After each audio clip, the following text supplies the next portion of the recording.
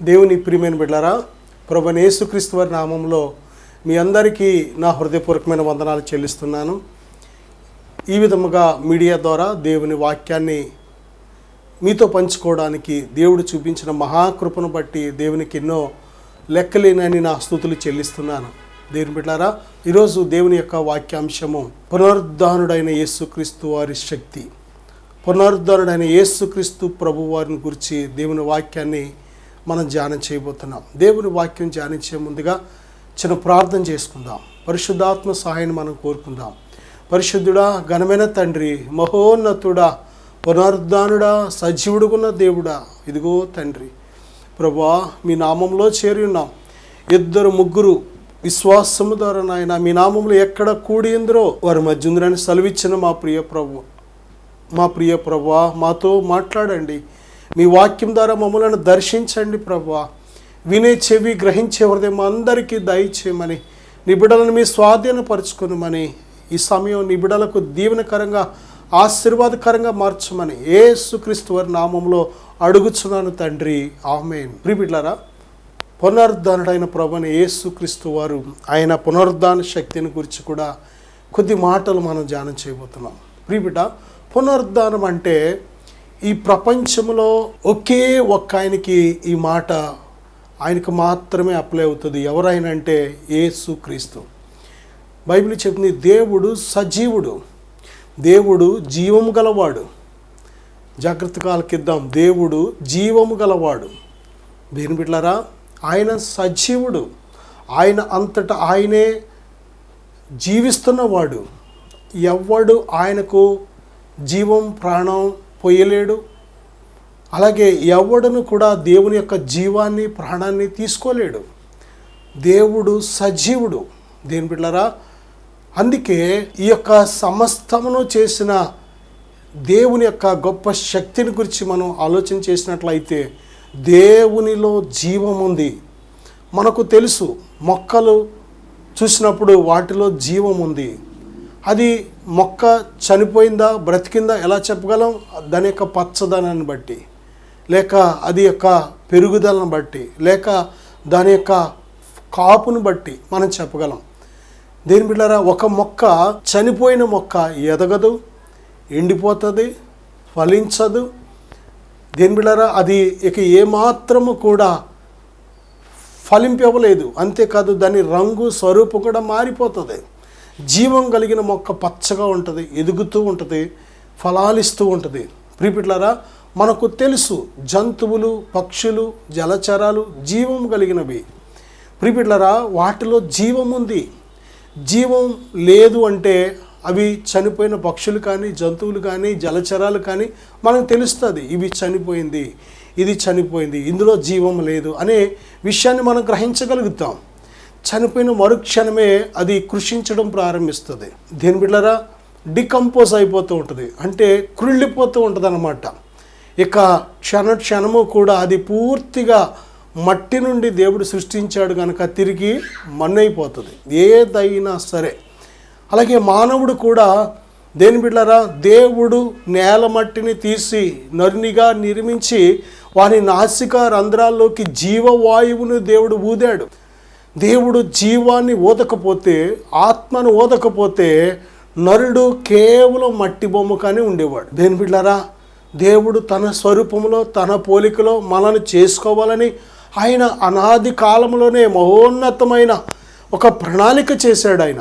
కాబట్టే దేని బిడ్డలారా, ఆయనలో ఉన్న పోలిక మనలో కూడా పెట్టాడు. ప్రాణం, ఆత్మ, దేహం, ఈ మూడు దేవుని పోలిక.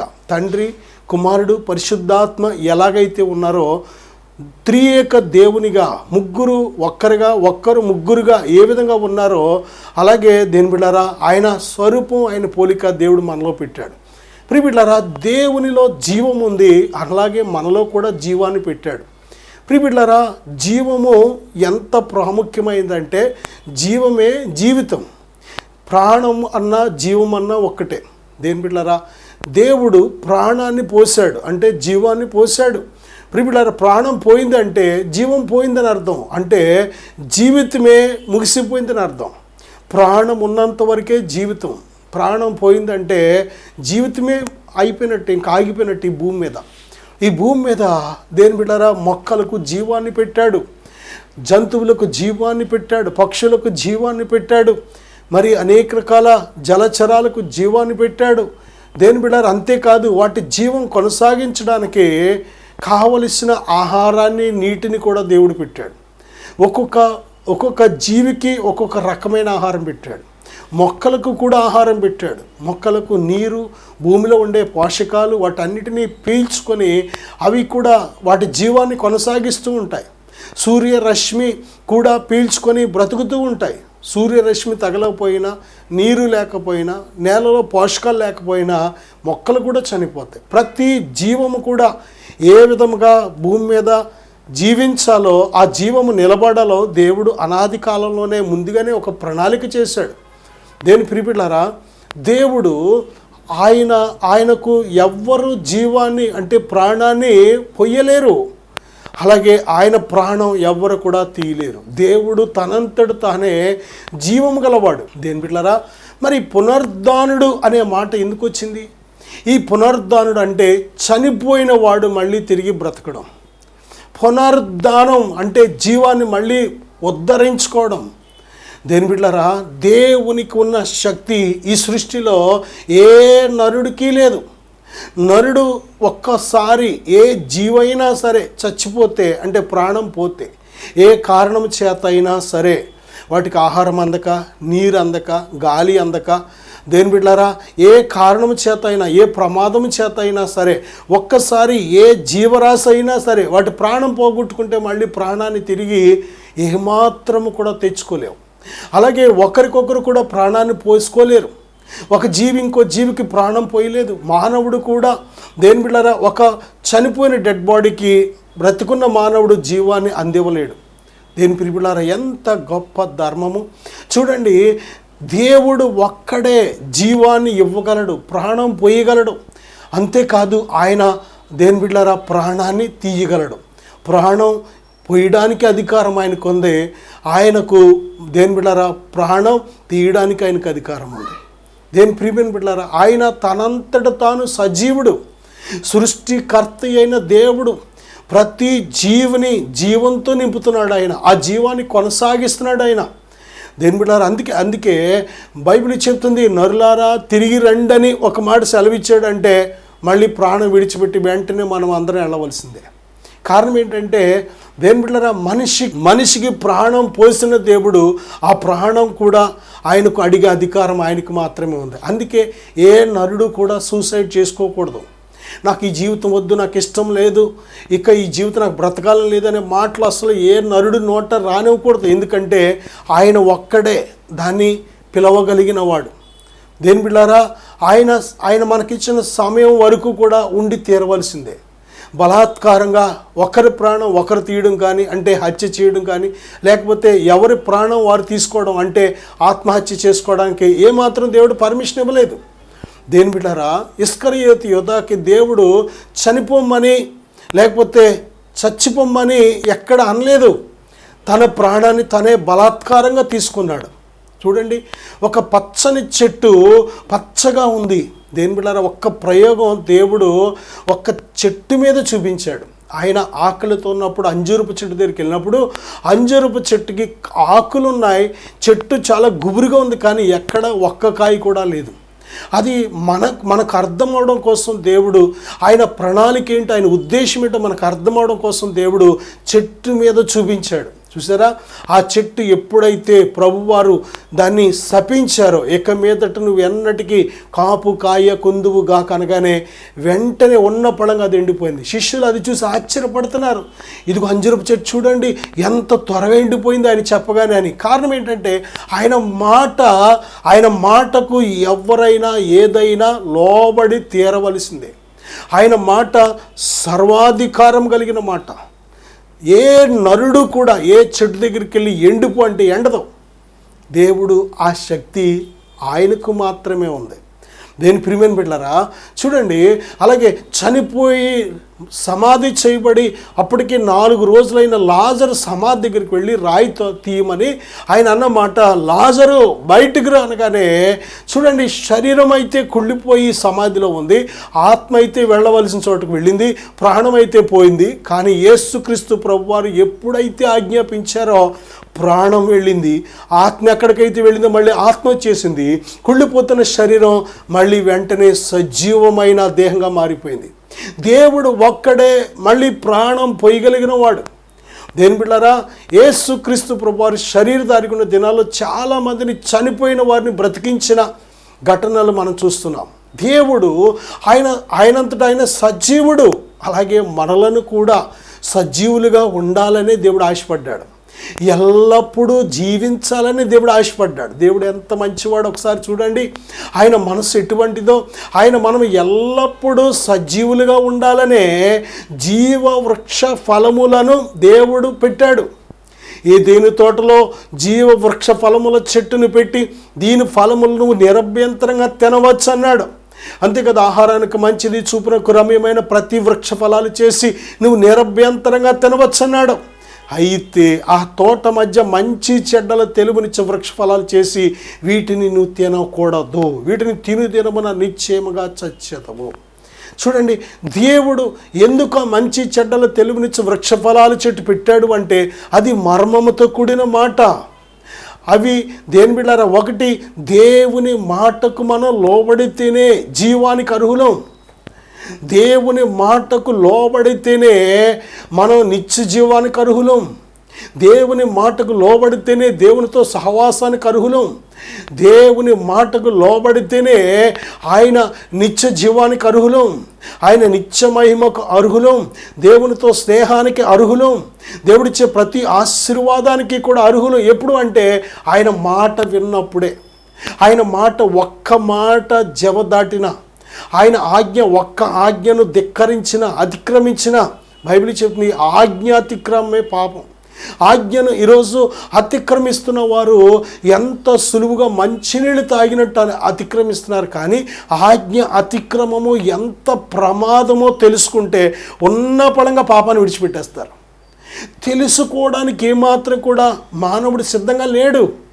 దేని బిడ్డారా, కరెంటు ప్రతిరోజు మనం రోడ్డు మీద వెళుతున్నప్పుడు దేని బిడ్డారా, రోడ్డు ప్రక్కన ఉన్న ఆ కరెంటు పోల్స్ను చూస్తూనే ఉంటాం, ఆ కరెంటు వైర్లు చూస్తూనే ఉంటాం. కానీ వాటి పవర్ ఏంటో అంత మనకు తెలీదు. చాలాసార్లు కరెంట్ షాక్ కొట్టి అక్కడికక్కడ స్పాట్ చనిపోతున్న వారు చూసినప్పుడు అయ్యి బాబోయ్ కరెంట్ షాక్ తగిలేసింది అని చాలా ఆశ్చర్యపోతూ ఉంటాం. దేని బిడ్డారా, ఎప్పుడు కూడా దేవుని మాట నిత్య జీవం కలిగిన మాట. ఆయన మాట ఆలకిస్తేనే మనం బ్రతుకుతాం. శరీరానికి ఫుడ్, ఆహారం ఎలాగైతే, నీరు ఎలాగైతే, గాలి ఎలాగైతే తీసుకుంటేనే బ్రతుకుతామో అలాగే దేవాది దేవుడు మన ఆత్మ బ్రతకడానికి ఏం పెట్టాడు అంటే ఆయన నోట నుండి వచ్చిన ప్రతి మాట పెట్టాడు. దేని బిడ్డారా, మనుష్యుడు రొట్టె వల్ల మాత్రమే కాదు కానీ దేవుని నోట నుండి వచ్చిన ప్రతి మాటను బట్టి బ్రతుకుతాడు. దేవుని మాటలు నిత్య జీవమునై ఉన్నాయి. దేని బిడ్డారా, ప్రభువైన యేసుక్రీస్తు వారు ఎందుకు ఆయన ప్రాణం పెట్టవలసి వచ్చిందంటే మనము ఆజ్ఞను అతిక్రమించి పాపము చేసాం. పాపము వలన వచ్చు జీతమైన మరణాన్ని తెచ్చుకున్నాం. దేని బిడ్డారా, దేవుడు ఎప్పుడు కూడా ఏ వ్యక్తిని కూడా బలవంతంగా ఆయన ఏ మనిషిని నడిపించడో. ఎప్పుడు కూడా మనకు స్వతంత్రత ఇచ్చే దేవుడు ఆయన. తల్లి తండ్రి అయినా సరే దేని బిడ్డలారా ఫోర్స్ చేస్తారేమో, అన్నదమ్ములు అక్క చెల్లెళ్ళైనా ప్రాణ స్నేహితులైనా ఫోర్స్ చేస్తారేమో. కానీ దేవుడు స్వచ్ఛమైన ప్రేమను కోరుతున్నాడు, స్వచ్ఛమైన విధేయతను కోరుతున్నాడు మన నుంచి. ఎప్పుడు కూడా స్వచ్ఛంగా మనంతట మనము దేవుణ్ణి తెలుసుకొని ఆయనను ప్రేమించడం, ఆయనకు లోబడ్డం, ఇది స్వచ్ఛమైన ప్రేమ. ఆయన మన తండ్రి, మనలను సృష్టించాడు, ఆయనే మనకు సమస్తము. ఈ లోకం విడిచిపెట్టిన ఆయన తప్ప వేరొక దిక్కు లేదు మనకి. దేని బిడ్డారా, కాబట్టి మనం దేవుణ్ణి ప్రేమించాలి. దేవుడే మార్గం, సత్యం, జీవం. ఈ సత్యాలు ఎప్పుడైతే తెలుసుకొని మనంతట మనము దేవునికి లోబడతామో దేని బిడ్డలారా, దేవునికి ఇష్టమైన ప్రేమ మనలో పుడుతుంది. పరిస్థితులను బట్టి మనం దేవుని ప్రేమిస్తే, ఫోర్స్ను బట్టి దేవుని ప్రేమిస్తే, ఏదో గుడ్డిగా ఏదో వాళ్ళు పిలిచారు, వెళ్ళాను, వింటున్నాను, వస్తున్నాను అని ఏదో నామకార్థంగా చేస్తే అస్సలు దేవునికి ఇష్టం ఉండదు. దేవుని ఎప్పుడు కూడా ప్రేమించాలన్నా, ఆరాధించాలన్నా, సేవించాలన్నా ఆత్మతో సత్యముతో దేవుని ఆరాధించాలి, దేవుని ప్రేమించాలి, దేవుని సేవించాలి. దేని బిడ్డలారా, కాబట్టి ఏదెను తోటలో దేవుడు ఆజ్ఞనిచ్చాడు. ఆయన ఆజ్ఞలు నిత్యజీవం. తినవద్దు అన్నాయి మానేసి తిను అన్నాయి తినడం, తినవద్దు అన్నాయి మానేయడం, ఇది చాలా ప్రాముఖ్యం. దేవుడు చూడొద్దు అన్నాయి మానేయడం, చూడు అన్నాయి చూడొచ్చు. తాగొద్దు అన్నాయి మానేయడం, తాగు అన్నాయి తాగొచ్చు. వెళ్ళు అన్న చోటుకు వెళ్ళొచ్చు, వెళ్ళకూడదు అనే చోటుకు వెళ్ళకూడదు. చెయ్యొద్దు అన్న పనులు చేయకుండా చేయొచ్చు అన్న పనులు చేయొచ్చు. దేవుని బిడ్డలారా, ఈ విధంగా దేవుడు తన చిత్తాన్ని మనం తెలుసుకొని ఆయన చిత్త ప్రకారం మనం జీవిస్తే నిత్య జీవాన్ని మనం కలిగి ఉండేవారం. ఆదాము అవ్వ నిత్య జీవాన్ని వారిలో వారంతటా కలిగి ఉండేవారు. కానీ సృష్టిలో ఒక అబద్ధికుడు ఉన్నాడు, ఒక శత్రువు ఉన్నాడు. చాలా జాగ్రత్త. ఆది నుండి ఆ రోజు నుంచి ఈ రోజు వరకు కూడా మానవ ఆత్మలకు విరోధి అయిన అపవాది ఎప్పుడు కూడా మన చావు కోరేవాడాడు, మన నాశనం కోరేవాడు. దేవునితో మనకున్న సహవాసాన్ని పాడు చేయాలని ఎన్ని విధాలుగా ప్రయత్నిస్తున్నాడు వాడు. కాబట్టి మనలను దేవుని ఉగ్రతకు గురి చేసేలాగా, మనలను దేవునితో ఉన్న సహవాసం నుంచి దూరం అయిపోయేలాగా వాడు ఏం చేశాడంటే, దేని బిడ్డలారా, దేవునికి విరోధంగా, దేవుడు చెప్పిన ఆజ్ఞలకు విరోధంగా వాడు మనల్ని ప్రేరేపించాడు. ఇప్పుడు దేవుడు చెప్పిన సత్యం మన హృదయంలో ఉంది, సాతాను చెప్పిన అబద్ధం మన హృదయంలో ఉంది. వేటిని నమ్మాలి, వేటిని నమ్మకూడదు? నిన్ను చేసిన దేవుడు, సృష్టికర్త అయిన దేవుడు నీకు ఎన్నడూ అబద్ధం చెప్పే దేవుడు కాదు. ఆయన అబద్ధం ఆడడు, ఆయన పశ్చాత్తాపడడు. కనుక దేవుని నీ పూర్ణ హృదయంతో నమ్మాలి, ప్రేమించాలి. సాతాను ఎన్ని అబద్ధాలు ఆకర్షణీయంగా చెప్పినా, ఎన్ని అబద్ధాలు అవసరమని చెప్పినా సరే నువ్వు లోబడకూడదు. దేవుడు కోరేది అటువంటి సిన్సియర్ ప్రేమ. అయితే మానవుడు ఎప్పుడైతే దేని బిడ్డలారా తినవద్దన్న ఫలాలు తిన్నాడో, ఆజ్ఞను అతిక్రమించాడు, ఏం తెచ్చుకున్నాడంటే ఆజ్ఞ అతిక్రమం పాపం, పాపము వలన వచ్చు జీతం మరణం. ఒక రసాయన చర్య, ఒక కెమికల్ రియాక్షన్ లాగా జరిగిపోయింది అంతే. దేవునితో సహవాసం కోల్పోయాడు, దేవుడిచ్చిన నీతి మహిమను కోల్పోయాడు. ఎప్పుడైతే తినవద్దన్న ఫలాలు తిన్నాడో దేవునితో ఉండే చక్కటి బంధాన్ని, శక్తివంతమైన సంబంధాన్ని తెగ్గొట్టేసుకున్నాడు అంతే ఆదాము అవ్వ. వెంటనే దేవుడు దేని బిడ్డలారా చచ్చిన వాడితో సహవాసం చేసేవాడు కాదు దేవుడు. ఆయన మృతుల దేవుడు కాదు, ఆయన సజీవుల దేవుడు. కనుక పాపము చేత, అతిక్రమాల చేత, అపరాధాల చేత చచ్చిపోయింది ఆత్మ. కనుక దేవుడు వెంటనే ఆదాముని ఏదేని తోటలోంచి వెళ్ళగొట్టేశాడు. అందులో జీవవృక్ష ఫలాల చెట్టు ఉంది కనుక మళ్ళీ వచ్చి మూర్ఖుడిగా ఆ జీవవృక్ష ఫలాలు తింటాడని ఇక ఆ తోటలోకి రాకుండా ఒక ఖడ్గజ్వాలను అంటే ఒక దేవదూతను దేవుడు అక్కడ కాపలా పెట్టాడు. దేని బిడ్డలారా, ఈరోజు ఎందుకు ఆయన మానవుడికి ఈ లోకం రావాల్సి వచ్చిందంటే మనలను మన పాపముల నుంచి విడిపించడానికి. దేని బిడ్డ, మనలను నీతిమంతులుగా చేయడానికి, మనలను మరణం నుంచి తప్పించి నిత్య జీవంతో మనలను నింపాలని, మనం కోల్పోయిన దేవునితో మహోన్నతమైన సహవాసాన్ని మళ్ళీ తిరిగి నెలకొల్పాలని. దేని బిడ్డలారా, పాపము చేత చచ్చిన వారిగా ఉన్న మనలను బ్రతికించి సజీవులుగా చేయాలని ఆయన ఈ లోకానికి వచ్చిన ఉద్దేశం ఏంటంటే దేని బిడ్డలారా నశించిపోయిన మన ఆత్మలను రక్షించడానికి, మనం కోల్పోయిన పరలోకపు తండ్రితోని సహవాసాన్ని తిరిగి పునరుద్ధరించడానికి. దేని ప్రియబిడ్డ, మనం కోల్పోయిన మహిమను, ప్రభావాన్ని మళ్ళీ తిరిగి పొందుకోవడానికి. దేని బిడ్డ, ఏ శత్రువు అయితే మనను మోసగించాడో అదే శత్రువుని మన కాళ్ళ క్రింద చితక త్రొక్కించడానికి దేవుడు దేని బిడ్డ సాతాను క్రియలను లయం చేయడానికి ఈ లోకానికి వచ్చాడు.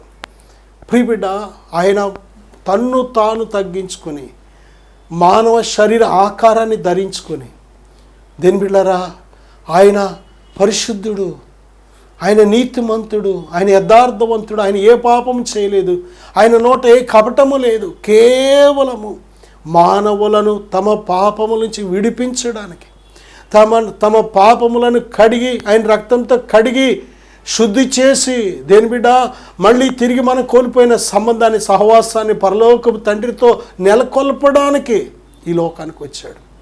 ప్రభువైన యేసుక్రీస్తునందు అందరూ విశ్వసించారు, వారందరూ కూడా సజీవులని బైబిల్ చెబుతుంది.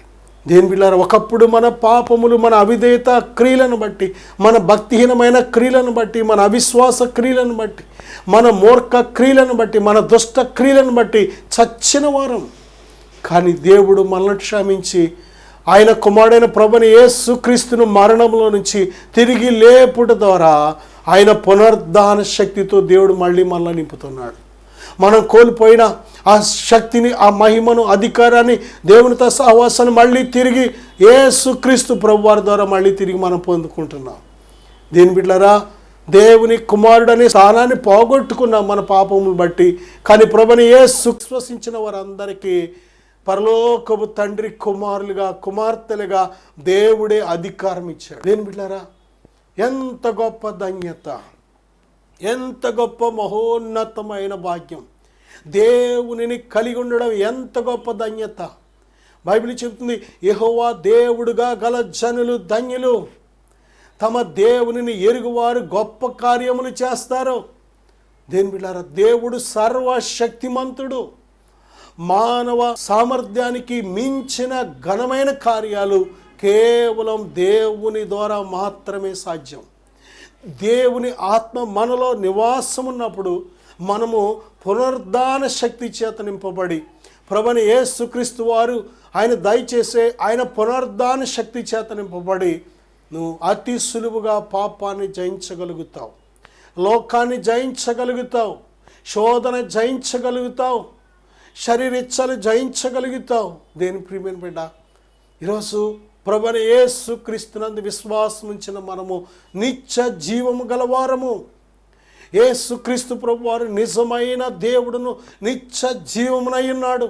స్పష్టముగా బైబిల్ చెబుతుంది. నా సహోదరుడా, యేసును కలిగిన మనము ఎంత గొప్ప ధన్యతను మనం నిర్లక్ష్యం చేయకూడదు. ఎంతమంది చీకటిలో ఉన్నారో, ఎంతమంది జీవితాలు ఆరిపోయినాయో, ఎంతమంది పాపం అనే గాఢాంధకారంలో బ్రతుకుతున్నారో, మరణ ఛాయల్లో, మరణ అంచుల మీద ఉన్న వారందరి మీద ఈరోజు దేవుని యొక్క వెలుగు ప్రకాశించబడుతుంది. అయితే ఆ వెలుగుకు లోబడేవారు కొద్దిమందే.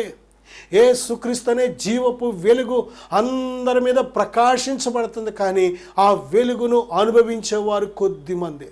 నా సహోదరుడా, ఎందుకు అందరూ అనుభవించలేకపోతున్నారంటే వారి క్రియల వలన, వారి యొక్క భక్తిహీనమైన క్రియల వలన, వారి అవిశ్వాసం వల్ల వారు అభ్యంతరపరచబడుతున్నారు. వారి క్రియలు వెలుగు అనే ప్రభువైన యేసుక్రీస్తు వెలుగులోకి వస్తే దుష్ట క్రియలుగా కనబడతాయి కనుక వారు వెలుగైన యేసునద్దుకు రావడానికి అభ్యంతరపడుతున్నారు. దేని బిడ్డలారా, నీతిమంతుడైతే తన క్రియలు దేవుని మూలంగా చేయబడి ఉన్నవని ప్రత్యక్షపరచబడినట్లు వెలుగనే యేసుక్రీస్తు ప్రభు యొద్దకు వస్తున్నాడు. నా సహోదరుడా, బైబిల్ చెప్తున్న యోహాను సువార్త 15:5 ఆయనకు దూరంగా ఉండి ఏ నరుడు కూడా ఏమీ చేయలేడు. ఆయన నిజమైన ద్రాక్షవల్లి. నీ జీవితంలో ఫలించాలని కోరుకుంటున్నావా? పరిశుద్ధాత్మ ఫలాలైన ప్రేమ, సంతోషం, సమాధానం, దీర్ఘశాంతం, దయాళత్వము, విశ్వాసము, సాత్వికము, ఆశానిగ్రహం అనే ఈ మహోన్నతమైన దైవిక స్వభావంలో నీకు పాలుపంపులు కావాలి అంటే, ఆయన పునరుద్ధాన శక్తి చేత నువ్వు ప్రభు కోసం జీవించాలి అంటే తప్పనిసరిగా యేసే మార్గము, సత్యము, జీవము. యేసునద్దుకు వస్తేనే తప్ప వేరొక జవాబు లేదు. ఈ భూమి మీద మన జీవితం యాత్ర వంటిది. ఈ భూమి మీద మన జీవితం పరదేశం వంటిది. ఎప్పుడు ఈ లోకం విడిచిపెడతామో, ఎప్పుడు ఈ ప్రాణం పోతుందో తెలియదు కనుక నేడు అనబడే సమయం ఉన్నప్పుడే నిత్య జీవం ఇచ్చే ప్రభువైన యేసుక్రీస్తునందు విశ్వాసం ఉంచు. యేసుక్రీస్తు ప్రభువారే నిత్య జీవవృక్ష ఫలము. ఆ రోజునైతే దేవుడు ఆ జీవవృక్ష ఫలాన్ని నోటితో తినేలాగా పెట్టాడు. కానీ ఈరోజు నువ్వు చెవులతో ఏమైతే వింటున్నావో, ఏ మాటలైతే నిన్ను రక్షించే జీవం కలిగిన మాటలు ఉన్నాయో, ఆ ప్రభువైన యేసుక్రీస్తునందు విశ్వాసం ఉంచినప్పుడు నీవు నిత్య జీవాన్ని కలిగి ఉంటున్నావు. దేవుడు నమ్మదగిన దేవుడు. నిత్య జీవం ఇచ్చి తన పరిశుద్ధాత్మతో నిన్ను నింపుతున్నాడు. దేని ప్రియబిడ్డ, అందుకే సమయం చాలా విలువైనది. మనం అన్నిటి కోసం ఆలోచిస్తున్నాం, అందరి కోసం ఆలోచిస్తున్నాం. ఈ భూమి మీద మన బ్రతుకు సంవత్సరాలు తరబడి ఎలా బ్రతకాలా, ఎలా సుఖంగా ఉండాలా, ఏం సంపాదించాలా, ఏం కట్టుకోవాలా, ఏం తినాలా, ఏమేమి ప్లానింగ్లతో ఉన్నామో మంచిదే. కానీ ఏదో ఒకరోజు ఈ లోకం విడిచిపెడితే నీ ఆత్మ నిత్య జీవంలో ప్రవేశించాలి అంటే, నిత్య రాజ్యంలో ప్రవేశించాలి అంటే ఒక్కసారి ఆలోచన చెయ్యి. దేని బిడ్డా, ప్రభువైన యేసు క్రీస్తును ఎరుగుటయే నిత్య జీవం. ఆయనను పంపించిన ఆ పరలోకపు తండ్రిని ఎరుగుటయే నిత్య జీవం. యేసునందు విశ్వాసం ఉంచిన వాడు నిత్య జీవం గలవాడు. దేని ప్రియమైన బిడ్డలారా, ఇదే అనుకూలమైన సమయం.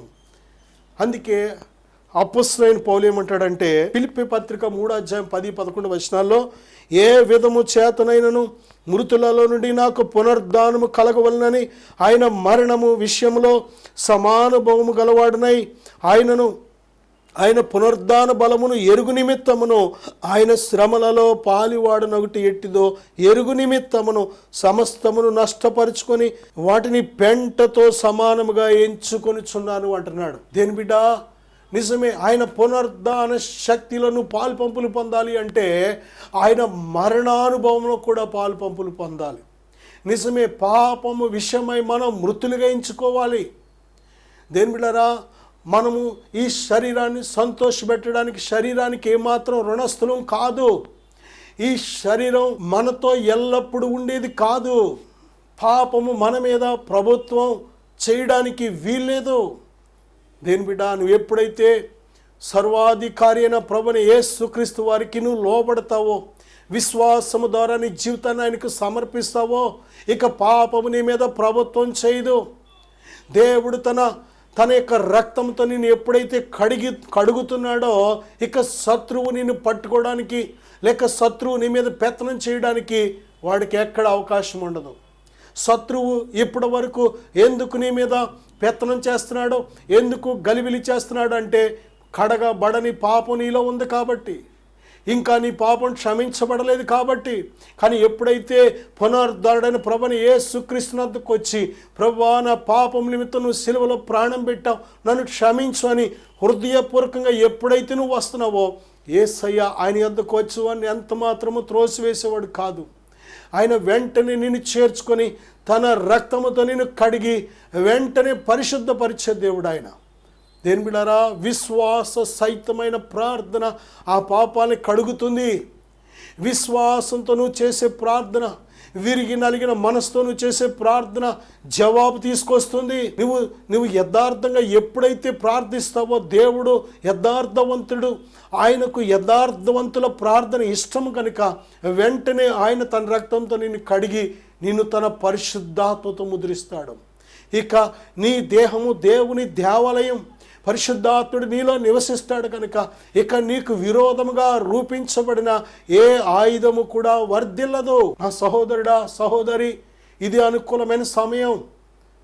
ప్రభువైన యేసుక్రీస్తు వారు మరణాన్ని గెలిచి సమాధిని గెలిచి ఇదిగో ఆయన సజీవుడిగా లేచి ఉన్నాడు. ఆయన సజీవుడిగా ఉన్నాడు.